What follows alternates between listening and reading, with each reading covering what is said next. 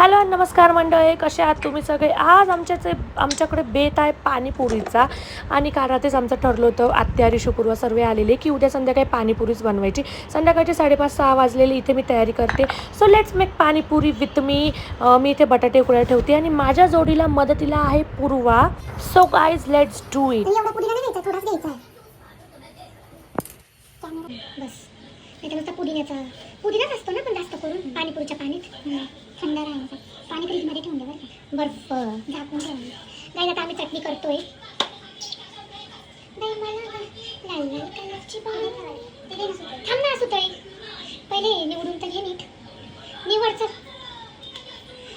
होय बाई. पूर्वा तू घाण उचलून घे. मी बाकीचे तेच कामाला लावून आले.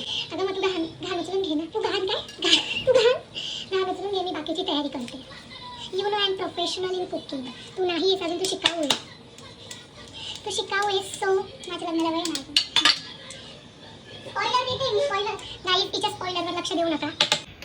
हिचा स्पॉइलर हा खोटाही असू शकतो, मे बी खराही असू शकतो. आणि याच्यात मी आधी बर्फ टाकून घेते, म्हणजे पाणीपुरीचं पाणी जे आहे ते थंड राहील. इथे तिखट पाण्याची प्रोसेसिंग चालू होती. याच्यात आम्ही पाणीपुरी मसाला, लाल तिखट वगैरे सगळं टाकून झालं होतं.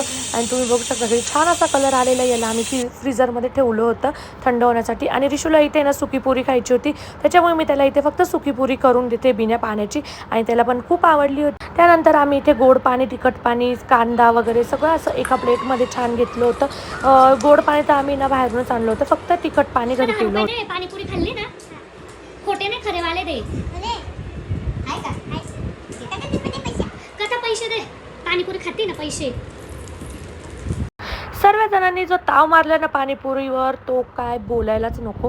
कारण की आमचे 2 पॅकेटं होते आणि आम्हाला ते सुद्धा कमी पडले. आमची कथासुद्धा इथे फुल ताव मारून घेत होती पाणीपुरीवर. आणि अशी आम्ही पाणीपुरी बनवली आणि छानपैकी सगळ्यांनी मस्त एन्जॉय करत खाल्ली. बाय, भेटूया नेक्स्ट व्हिडिओमध्ये.